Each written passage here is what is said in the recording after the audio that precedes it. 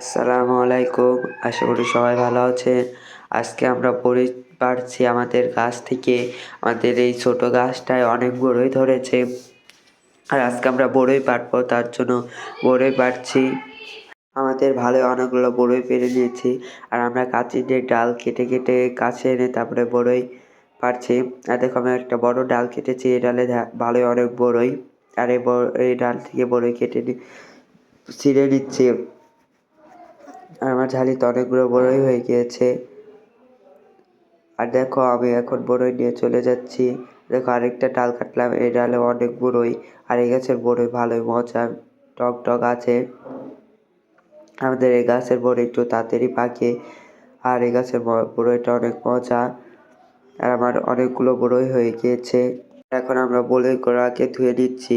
আমরা এখন বাড়ি চলে এসেছি। এখন আমরা কল থেকে ভালো মতো ধুয়ে নিচ্ছি বড়ইগুলো। এখন আমরা এই বড়ইগুলো শেষে তারপরে আমরা মাখায় খাবো।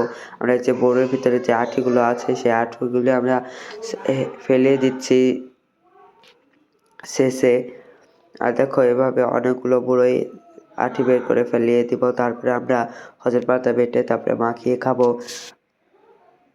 আমরা এখন কটা আঁটি ফেলানো হয়েছে, করে আমরা সেজে নিচ্ছি। আমাদের ভালো অনেকগুলো শেষা হয়ে গিয়েছে। আমাদের ভালো অনেকগুলো বড়ই শেষা হয়েছে।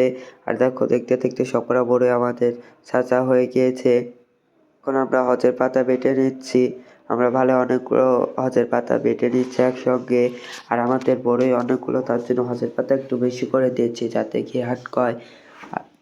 আমাদের সজনে পাতা বাটা হয়ে গেছে। আর সজনে পাতার ভিতরে আমরা মরিচ বেটে নিয়েছি।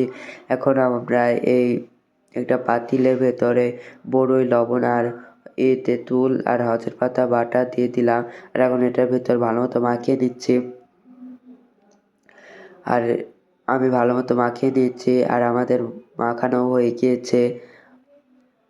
খাইয়ে দেখি এখন কেমন হয়েছে। আর আজকের ভিডিও এ পর্যন্ত।